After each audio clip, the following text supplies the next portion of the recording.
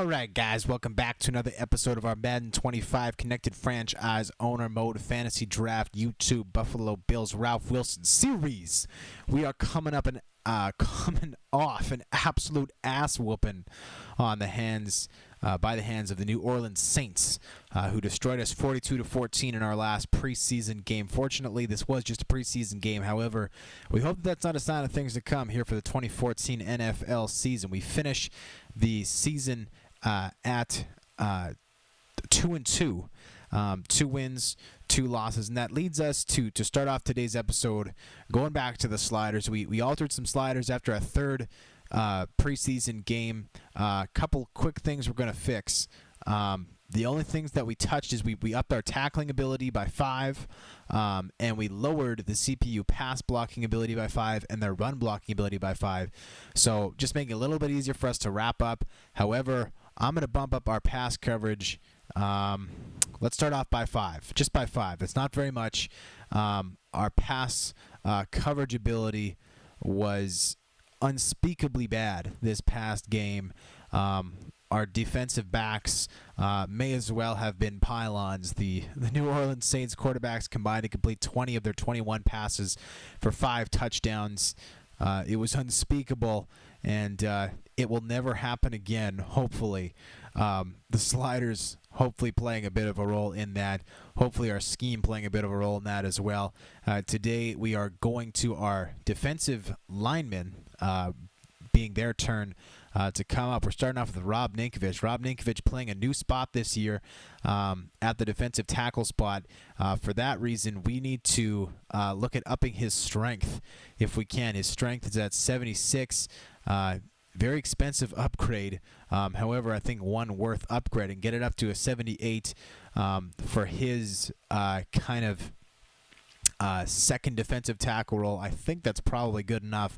It could obviously be better, but it is what it is.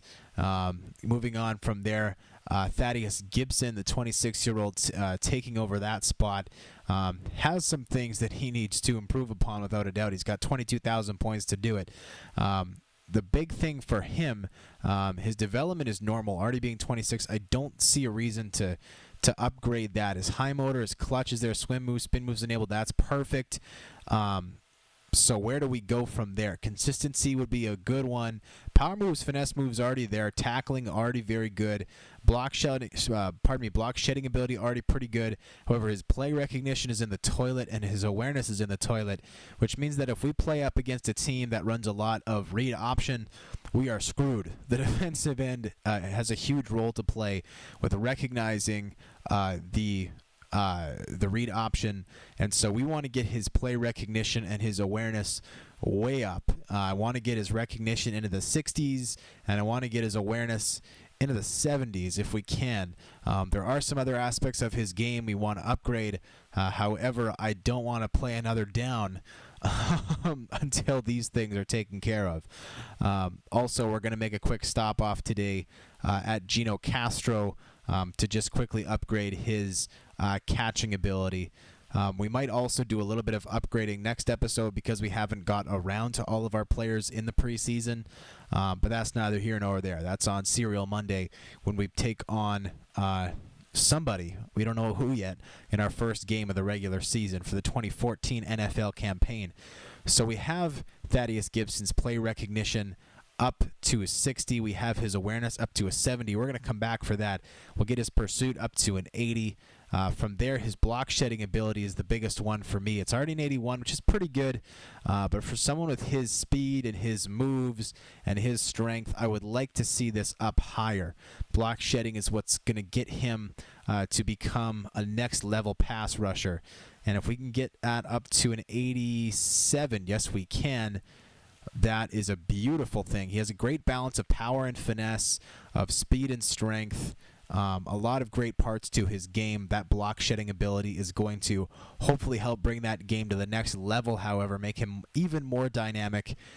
I want to see what that had an impact. So it already impacted his overall ability very nicely. Meanwhile, we're on to Austin Lane, the backup at that spot. Block shedding is, I think, where we're going to spend most of our time. I'm surprised to see Austin Lane's power moves so poor.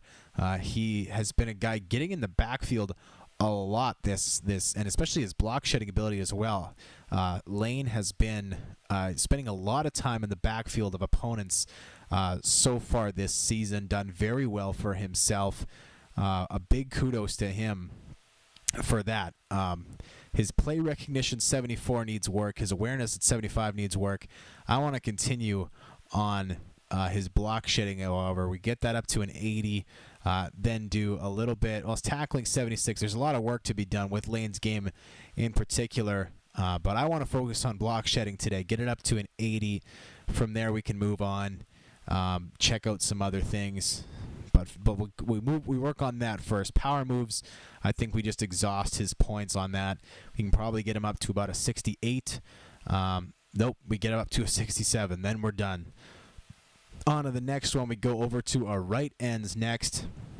It's always fun to go to the right ends because we get to work with Bruce Irvin, who is such a physical freak, but needs also desperately some parts of his game assisted. Bruce Irvin, of course, was brought in to be a phenomenal pass rusher. He has amazing speed and strength. His power moves are second to none, but there are some aspects of his game that really struggle. His block shedding ability, we've worked it up from the low 70s, I think, now to 88. Hopefully that will help him make some plays. His play recognition, however, like Thaddeus Gibson, needs some work. I think Irvin and Gibson are both 26 years old, which is very young for pass rushers. So the recognition will need work. His awareness needs some work as well. We can go there next. Actually, awareness not bad. I'm sure we've worked that up a bunch already, up from an 80 to an 82 today. Play recognition, we can get that up to a 75. I think finesse moves can wait because Bruce Irvin is a straight-up strength, power moves kind of guy.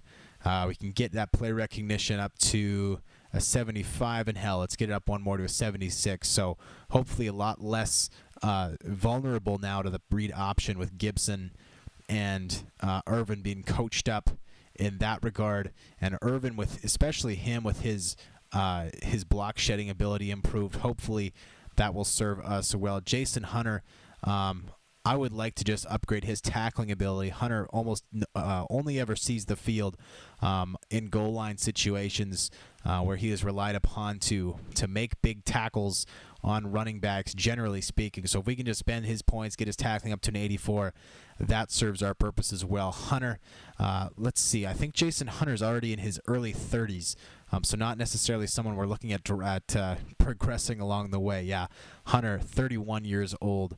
Vince Wilfork, onto our defensive tackles now. Very exciting. Vince Wilfork, his clutch is there. His consistency, let's get it up to a 4, so he's raring to go.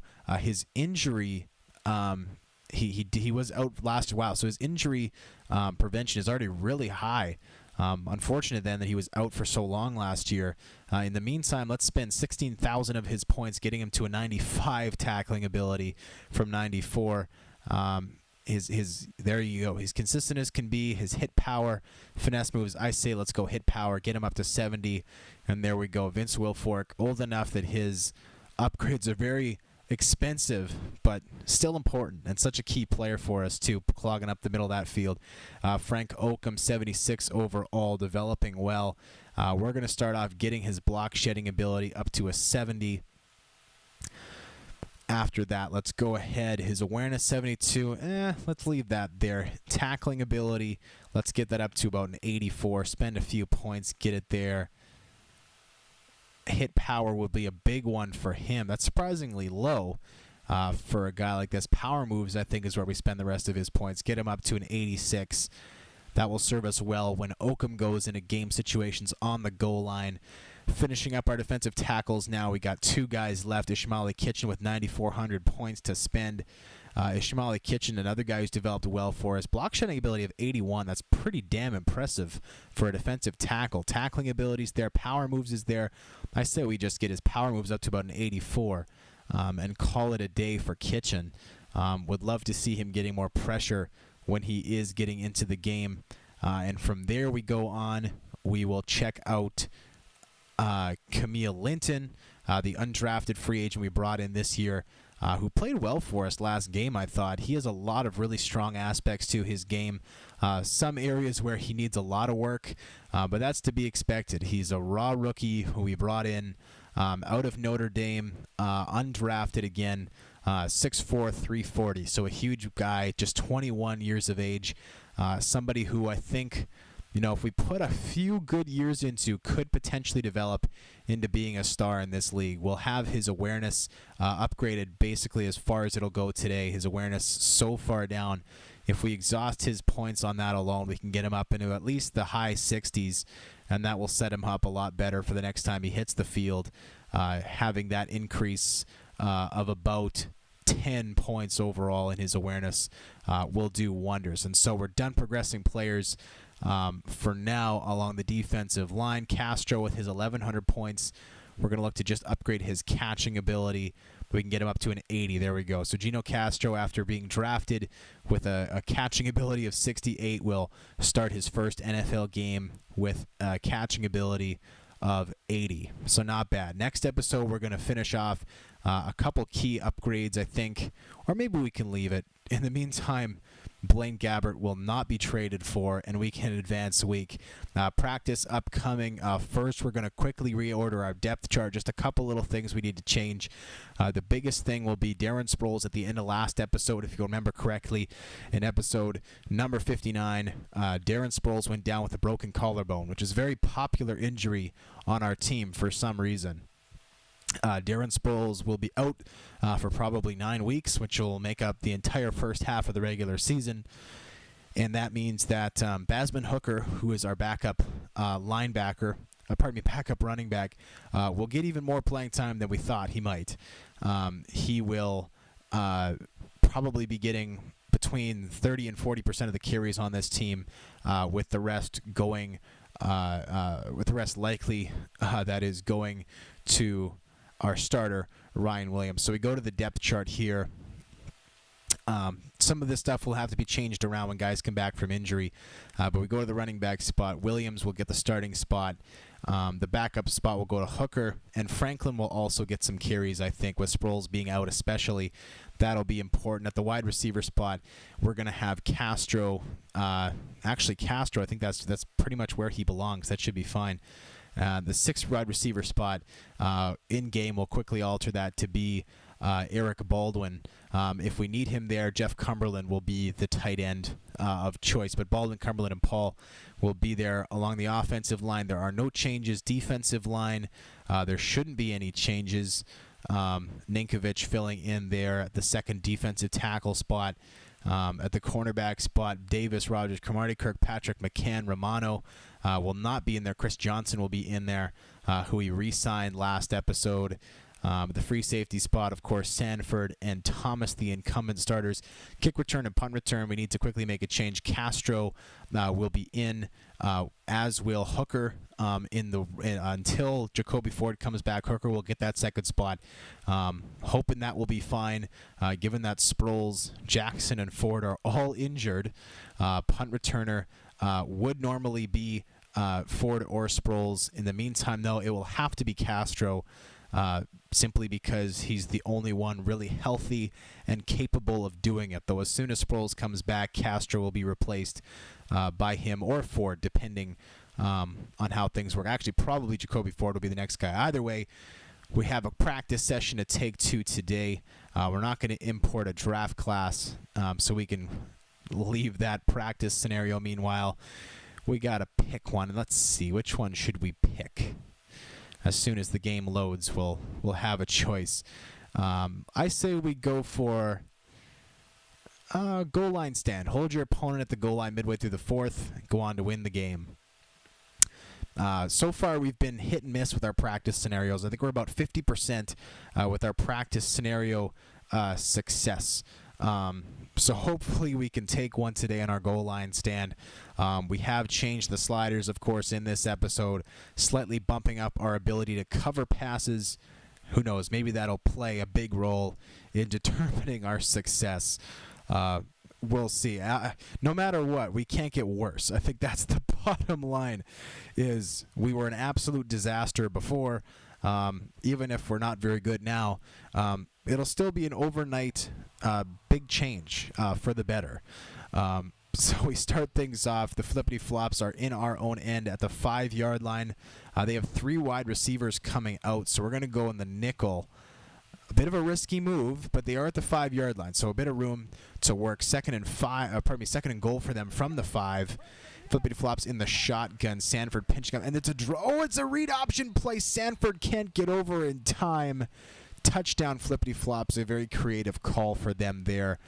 One play they score from 5 yards out. 16-10 the score, soon to be 17-10. 2:27 left in the practice scenario. The flippity flops will kick it off here. Took them 3 seconds to score a touchdown. Real nice, guys. The ball will come down to Hooker, the main blocker. Gino Castro working with a few different guys. Hooker caught from behind there at the 23-yard line. Not a whole lot of room to work with. He'll trot off the field. Basman Hooker will essentially play the role of Darren Sproles as we knew him last year. While Sproles recovers, Ryan Williams will basically play the same role Ronnie Brown did last season, simply because that's the best we can do. And over the middle, knocked down. I thought Mario Manningham was going to work out to the left side. Nothing doing, though. So Aaron Rodgers, his first pass goes incomplete. We'll go to the shotgun here on 2nd and 10. Bunch trail. I love this play so much. Eric Baldwin eats up the yardage on this play. We'll see if he comes open here. And he does come. It's picked off. The free safety pinches up. Unbelievable. Another interception for this team, and this is not good. 2:13 left in the practice scenario. We only have 1 timeout. The flippity flops at our 39-yard line, almost in field goal range already. They're coming out in kind of an altered pistol of some kind. The running back takes to the outside, but he is tackled for a gain of just 1 yard. Jamarcus Sanford, nice tackle there. Dominic Rodgers-Cromartie had the initial play. 2 minutes left in this practice scenario. We need a stop here from our defense if we're going to have an opportunity to get the ball back and put together a drive to even things up at 17. Aaron Rodgers throwing the interception on that play. Great coverage across the board for the flippity flops. Bostic and up the gut. The running back just takes it for a gain of 8. They are officially in field goal range now. The clock, we're going to have to stop it. Call our only timeout to stop the clock at 1:50. 3rd and 1 coming up here. Bostic went outside to try and contain the running back on that play. The running back responded by that, but just pushing up the gut. The offense, part of the defensive line like the Red Sea. And here he goes again. The running back tries to, and he does. He breaks it, and it's a first down for the flippity flops at the 11-yard line. Miserable play there. The running back was wrapped up at the line of scrimmage and simply threw the tackler away. I think the tackler was Austin Lane, or I shouldn't say the tackler, the would-be tackler who did his darnest to wrap him up and then failed. Was, not a strong play. And so the flippity flops, they have called a play here, pistol formation. However, I foresee them either not calling this play or at least spending every second they can before calling the play. They're up 17-10, of course, in the red zone. And it is another read option. Vontae Davis bites, and he makes the tackle at the 1-yard line. Vince Wilfork pressuring from the backside. We'll go goal line again, but we will not have this play. The quarterback will simply kneel. So I think so far in the preseason we've been successful. 2 out of 4 practice sessions. We'll fall to 2 out of 5. Correct me if I'm wrong, by the way. A miserable practice session today. The flippity flops just play solid defense, good coverage on both of our plays. And hey, they used this read option play twice. We've barely seen from them. Maybe they heard me talking about read option when it came to checking out the play recognition of our starting defensive ends. They run the read option in the red zone. They go for the touchdown. They run the read option here. They go for 10 yards. Unfortunate, though, that we didn't stop the running back when we had him wrapped up going around the right side. If we'd wrapped him up, we would have set up 4th down, a long field goal. Maybe the flippity flops make it, but either way, we at least get the ball back. Here they can just run out the clock. being up 7 points. Flippity flops take the practice session. We lose out on 1,000 progression points, which sucks. So we'll head into the weekend with things looking pretty ugly for the Buffalo Bills right now. They are they finished 2-2 in the preseason after getting decimated by the New Orleans Saints at Mercedes-Benz Superdome, and they lose in this practice session today in an ugly fashion. Aaron Rodgers is going to start the regular season off an ugly practice session, but either way, it is what it is. We'll have to come back next week, guns a-blazing. Join us next week when we play the Washington Redskins at home, the first regular season game ever to be played at the new Bills Stadium. Redskins, Bills, Serial Monday. Don't miss it. I'll see you guys then for episode number 61. I'm Tuxedo T-shirt, and I'm out.